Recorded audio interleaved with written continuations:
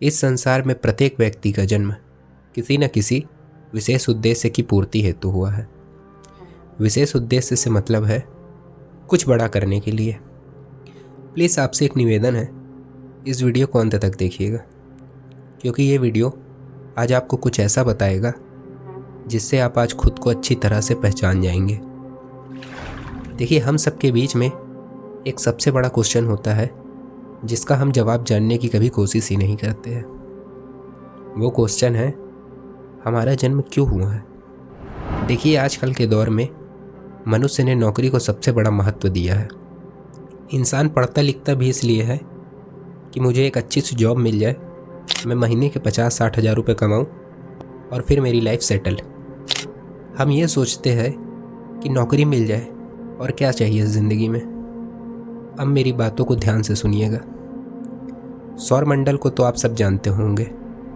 जी हाँ, मैं अंतरिक्ष की बात कर रहा हूँ। ये सौरमंडल बहुत बड़ा है, जिनमें लाखों आकाशगंगाएं हैं, जिनमें से एक आकाशगंगा मिल्की वे है। उस मिल्की वे में अनेकों ग्रह हैं, जिसमें से एक ग्रह पृथ्वी है। अब पृथ्वी में बहुत सारे देश हैं, जिन देशों में एक देश भारत कहलाता है। अब भारत में बहुत सारे राज्य हैं, जिनमें से एक राज्य आपका है, और आपके राज्य में बहुत सारे शहर हैं, जिनमें से एक शहर आपका है, और उस शहर में भी बहुत सारे घर हैं, जिनमें एक घर आपका है, और उस घर में भी 8-10 सदस्य रहते हैं, जिनमें से एक आप है। अब इन बातों को व्यक्ति दो तरीके से सोच सकता है। पहला, मैं भी इन सब का हिस्सा हूँ, और दूसरा कि एक मैं भी हूँ जो इस सृष्टि की समस्त गतिविधियों में अपना सहयोग दे रहा है। अब सोचिए, इतने सारे लोगों के बीच में आपका जन्म क्यों हुआ।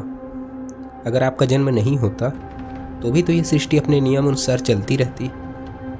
तो जवाब है कि इस सृष्टि में किसी का भी जन्म बिना मतलब के नहीं होता है। हर मनुष्य के जन्म के पीछे कोई ना कोई विशेष उद्देश्य छिपा होता है।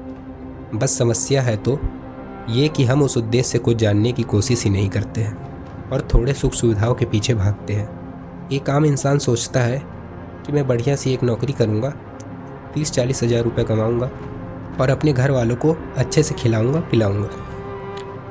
मैं ये नहीं कहता फैमिली के बारे में सोचना गलत है, मगर क्या सिर्फ अपने और अपने फैमिली के बारे में सोचना ये सही है।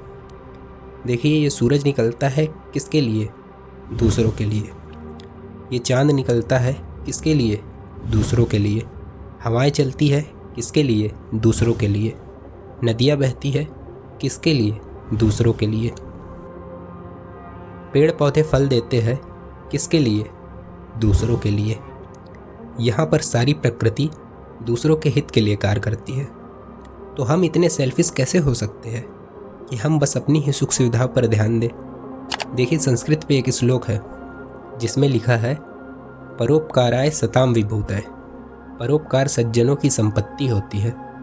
अब ये सोचिए, डॉक्टर APJ अब्दुल कलाम, रानी लक्ष्मीबाई, भगत सिंह, ऐसे ही ना जाने कितने ही महान लोग थे। आखिर में वो सब भी इंसान ही थे, मगर उन्होंने कुछ अलग करने की सोची।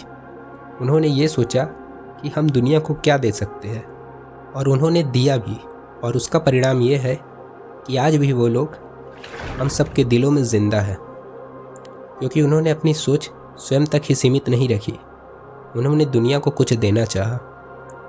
तो कुछ ऐसा करो कि जब अगर तुम इस दुनिया में ना भी रहो तो भी तुम्हारा नाम लोगों की जुबां पर रहे और लोग तुम्हें याद करें, क्योंकि ये बात 100% सच्ची है कि हम सब का जन्म किसी न किसी विशेष उद्देश्य की पूर्ति हेतु होता है।